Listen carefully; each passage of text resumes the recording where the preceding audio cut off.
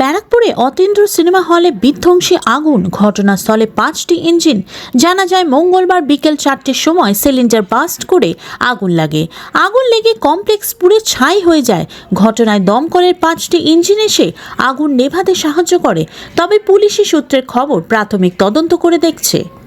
করে এরকম 11-12টায় ইঞ্জিন আপাতত কোনো ক্ষয়ক্ষতির খবর নেই। না, ক্ষয়ক্ষতি হয়েছে, কোনো হতাহতের কোনো খবর নেই।